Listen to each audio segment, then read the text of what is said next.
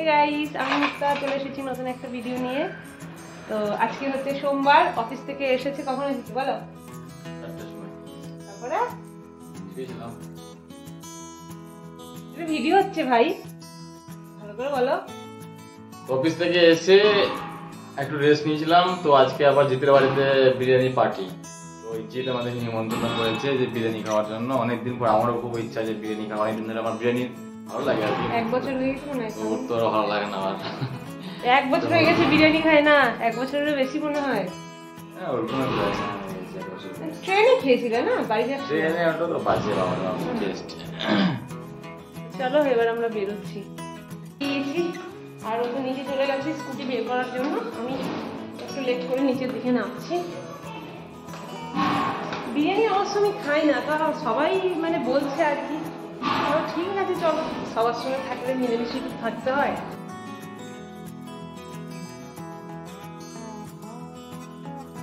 ওনার তো স্কুটি বার করা হয়ে গেছে, এবার আমার কাজটা আমাকেই করতে হবে। এই যে গেটটা লাগিয়ে দেব।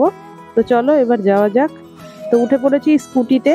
তো একটা বাড়িতে নেমন্তন্ন খেতে যাচ্ছি, সেখানে তার খালি হাতে যাওয়া যায় না। তো একটুখানি মিষ্টির দোকানেও যাব। এখন যে রাস্তাটা দিয়ে যাচ্ছি এটা হচ্ছে সবথেকে সমতল রাস্তা আমাদের পাড়ায়। আর এটা যেহেতু একটা পাহাড়ি এলাকা, তো সেই কারণে রাস্তাগুলো না খুব উঁচু নিচু হয়। তো এই মোড়টা পেরোলেই হচ্ছে মিষ্টির দোকান। এই যে চলে এসেছি মিষ্টির দোকানে। অঙ্কিতা খুব লাড্ডু খেতে ভালোবাসে। তো লাড্ডু দেখলাম টাটকাও লাড্ডুগুলো রয়েছে। তো বললাম তাহলে লাড্ডু নিয়েই চলো, অন্য কোনো মিষ্টি তাহলে নিতে হবে না। তো সেই মতনই। আর এখানে না সব মিষ্টি যাই তুমি কেন না কেন সব কেজি দরে বিক্রি হয়। এটা একটা কেমন মানে অবাক করা। এই যে মিষ্টি নেওয়া হয়ে গেছে, চলো এবার যাই। ওই যে আমাদের স্কুটিটা রাস্তার সামনে দাঁড় করানো রয়েছে। এই যে অঙ্কিতাদের বাড়ির যাওয়ার যে রাস্তা, সেই রাস্তায় কাজ চলছে, তাই আমাদের একটু অন্য পথ থেকে ঘুরে যেতে হবে।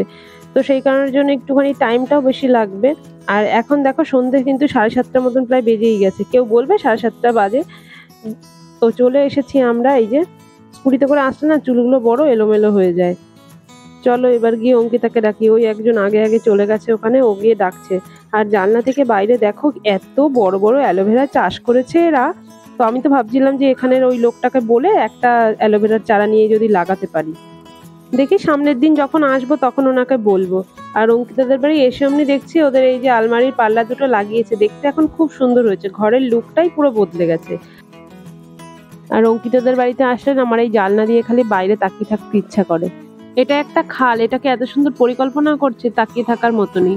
চলো এবার রান্নাঘরের দিকে যাই, দেখি অঙ্কিতা কি করছে। এই এত বড় হাঁড়ি কোথা থেকে আনলে? আরে আমি বলেছিলাম নস্টিকের বাড়িটা নিতে। জি ও বললো যদি না অসুবিধা হয় তুমি ভেবে দেখো। কি হয়েছে আবার? আলু মাংস দিয়ে প্রবলেম হলেও হতে পারে। এই হাঁড়ি আবার কিনেছে? কি আমার জিনিসটা আছে, এসব তো নিজে নষ্ট হবে না। প্রথমেই আমাদের দুজনকে 2 গ্লাস জুস দিয়ে গেল। এটা হচ্ছে গিয়ে মাজা বানিয়েছে, অঙ্কিতা নিজে হাতেই বানিয়েছে। তো টেস্ট কিন্তু একদম পুরো দোকানের মতনই হয়েছিল, খুব সুন্দর বানিয়েছে। আর ওই সব খাবার দাবার গুলো না খুব ভালো বানায়। তারপরে আমি রান্নাঘরে আবার এসেছিলাম ওর কাছে। তো ও বাসন মাজছিল আর ওর পাশে দাঁড়িয়ে দাঁড়িয়ে আমি গল্প করছিলাম। অনেকদিন পরে দেখা হলে না এটাই হয়, ওই সেই গল্প করতে করতেই টাইম পাস হয়ে যায়। আর অঙ্কিতার সঙ্গে আমার বেশ ভালো একটা বন্ধুত্ব মতো সম্পর্ক তৈরি হয়েছে। এই যে বিরিয়ানির হাঁড়ি খোলা হয়েছে এক্ষুনি, এটা আবার টেস্ট করতে দেওয়া হচ্ছে। এ না ঠিকই আছে অঙ্কিতা, এরকম মনে হচ্ছে। একটু দেখো না প্লিজ। আরে ওই মরেছে, দেখো চেখে দেখো। গোটা হাঁড়িটা আমি খেয়ে নেবো। চিনি সব ঠিক আছে। তাহলে একটা কাজ করো, তুমি হাঁড়িটা শুদ্ধ হাঁড়ির মধ্যে বসে বলো। একদম সংকোচ করতে আমরা কম হলে বলো কম, বেশি হলে বলো বেশি, আমার কোনো অসুবিধা নেই। হালকা একটু নুন হলে ভালো হতো। নুন ভালো তো ছড়িয়ে দেবো। বাকি চিনি চিনি ঠিক আছে। ইনি হলো পরীক্ষক আর এরা হলো পরীক্ষার্থী। ওপর থেকে একটুখানি নুন ছড়িয়ে দেওয়ার পরে ওই হাঁড়িটা ধরে আবার একটু ভালো করে ঝাঁকাচ্ছিল। তো জিৎ তো ভালো করে ঝাঁকাতে পারছে না, তারপরে আমার পাবলিক গেল ওখানে ঝাঁকাতে ভালো করে। তো এও মানে হাঁড়িটা এত ভারী না, ভালো করে ঝাঁকানোও যাচ্ছিল না। আমি তো পারতামই না, এর তো তাও দেখলাম ভালো মতন করে একটুখানি ঝাঁকি টাকিয়ে দিল। আর অলমোস্ট ডান, এবার এটাকে এরকম করেই রেখে দেবে। তো এরপরে আসলো হচ্ছে গিয়ে অর্ণবদাকে ধরে নিয়ে আসলাম যে তুমি স্যালাড কাটো, তুমি খুব ভালো স্যালাড কাটতে পারো। মানে পাশে যে ডিজাইনগুলো করে জিগজ্যাগ, এটা আমরা আবার অত ভালো পারি না। হ্যালো। তো এটা হচ্ছে গিয়ে গোপালদার বউ। আর এর নাম ভালো নাম হচ্ছে মহেশ্বরী, আর ডাক নাম হচ্ছে মালা। আমার ডাক নামটা মনে আছে, ভালো নামটা আমি ভুলে গেছি। আমার স্কুলের খুব প্রবলেম হতো, সব টিচাররা, তবে যে একবার শুনে নিত সে আর বলতো না, মনে রাখতো। হ্যাঁ হ্যাঁ, মহেশ্বরী করে তো বলতো। তার সবথেকে বেশি প্রবলেম হচ্ছে স্পেলিংটা, হ্যাঁ সব জায়গায় মিস্টেক, লিখতেও প্রবলেম হয়।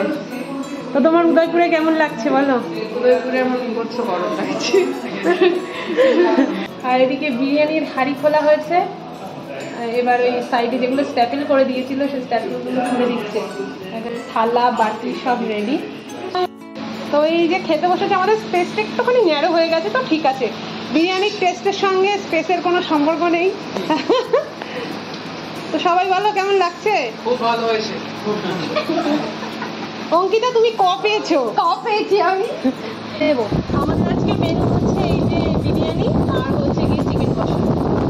এখানে আছে স্যালাড, আর আমাদের মেম্বার হচ্ছে গিয়ে হেড কুক, এটা বিনীত ভাই, গোপাল দা, এটা হচ্ছে আমার পাবলিক, আর এটা হচ্ছে অর্ণবদা, এটা হচ্ছে মালা, অঙ্কিতা সেকেন্ড কুক। আমি কিন্তু সেকেন্ড কুক বললাম। অঙ্কিতা আবার আমাকে পরে গালাগাল দেবে। কোনো অসুবিধা নেই বলার। চলো আমরা এবার করি। অঙ্কিতা এত সুন্দর বিরিয়ানি করেছিল, খুব লাইট একটা বিরিয়ানি ছিল। তো খাওয়া দাওয়ার পর সবাই মিলে এখানে আড্ডা গল্প এগুলো হচ্ছিল। তারপর রান্নাঘরে গিয়ে দেখি ওখানে কোল্ড ড্রিঙ্কস করছে, সার্ভ করছে দুজন মিলে, ওই জিৎ আর অঙ্কিতা। তো সেখান থেকে আমিও একটা গ্লাস নিলাম, নিয়ে তারপরে এবার সবাই মিলে কোল্ড ড্রিঙ্কস খেয়ে, মানে আমরা একসঙ্গে থাকলে না সবাই মিলে নানা রকম গল্প হয়, মজা হয়। তো আমাদের খাওয়া দাওয়া গল্প আড্ডা সমস্ত কিছু কমপ্লিট। এবার আমরা হচ্ছে গিয়ে মানে বাড়ির দিকে যাচ্ছি সব। এতে যে চাবি হাতে করেছে সবকিছু, চাবি হাত তুলেছে। হ্যাঁ। আর এদিকে অনেকক্ষণ ধরে দেখতে পাচ্ছি অর্ণবদা দাঁড়িয়ে দাঁড়িয়ে নখ কামড়াচ্ছে। তো অ্যাকচুয়ালি 3-4 দিন পরে অর্ণবদা বাড়িতে যাবে, আর বিয়ের সম্বন্ধের কথাবার্তা চলছে। সেই কারণের জন্য বেচারা একটু টেনশনে রয়েছে। আর সবাই মিলে একটু লেগ পুলিং করলে এবার লজ্জা পেয়ে বাইরেই বেরিয়ে চলে গেল বেচারা। সবাই সবার বাহন নিয়ে রেডি হয়ে গেছে। বেচারার ঘর থেকে বাইরে এসেও শান্তি নেই, এখানে এসেও সবাই মিলে ধরেছে। আর অ্যাকচুয়ালি সবাই সব নানা রকম টিপস দিচ্ছে যে তুমি এরকম করবে, তুমি ওরকম করবে। বিশেষ করে গোপাল দা আরো বেশি করে মানে বলছিল। অঙ্কিতা টাটা, জিৎ নমস্কার দিচ্ছে। চলো এবার সবাই এক এক করে বেরিয়ে পড়েছে, সবার আবার কালকে অফিস আছে। বেশি রাত করে তো লাভ নেই, অলরেডি প্রায় ওই 10টা মতন বেজেই গেছে। তো এবার আমরা সবাইকে টাটা দিয়ে চলে গেলাম। তো চলো আজকের ব্লগটা আমি এখানেই শেষ করছি। দেখা হবে খুব শীঘ্রই নতুন একটা ভিডিও নিয়ে। ততক্ষণের জন্য সবাই খুব ভালো থাকবে, সুস্থ থাকবে। আর আমার ভিডিওটা ভালো লেগে থাকলে লাইক, শেয়ার, কমেন্ট এবং সাবস্ক্রাইব করতে ভুলো না। তাহলে চলো টাটা।